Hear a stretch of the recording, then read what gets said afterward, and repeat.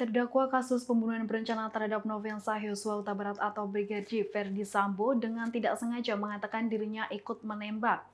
Hal itu disampaikan Sambo dalam persidangan di Pengadilan Negeri Jakarta Selatan Kamis 8 Desember 2022. Dikutip dari tribunnews.com, dalam sidang tersebut Jaksa Penuntut Umum JPU menunjukkan barang bukti kepada Sambo. Barang bukti yang ditunjukkan tersebut yaitu pakaian yang dipakai Sambo pada saat terjadinya penembakan. Selain itu, JPU juga memperlihatkan sebuah senjata api yaitu laras panjang dan pistol jenis Glock. JPU bertanya kepada Sambo apakah dirinya mengenali laras panjang tersebut. Selain itu, JPU juga bertanya senjata tersebut dipegang gantian atau setiap ajudan memegang masing-masing. Ferdy Sambo mengatakan senjata laras panjang itu digunakan ajudannya.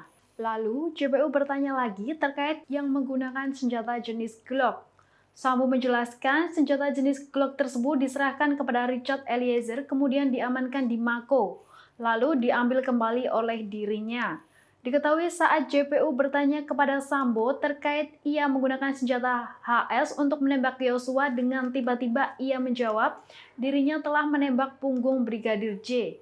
Terlihat setelah menjawab pertanyaan tersebut, Sambo langsung menunduk dan membenarkan kemejanya. Sebelumnya, Sambo sempat memberikan kesaksian dalam persidangan Richard Eliezer, dirinya mengaku tidak ikut menembak Yosua. Ini yang saudara tembakkan ke HS ya? HS, yang saudara tembakkan, yang saudara bilang ya, ambil dari nembak ke punggung Yosua. Joshua. Ya.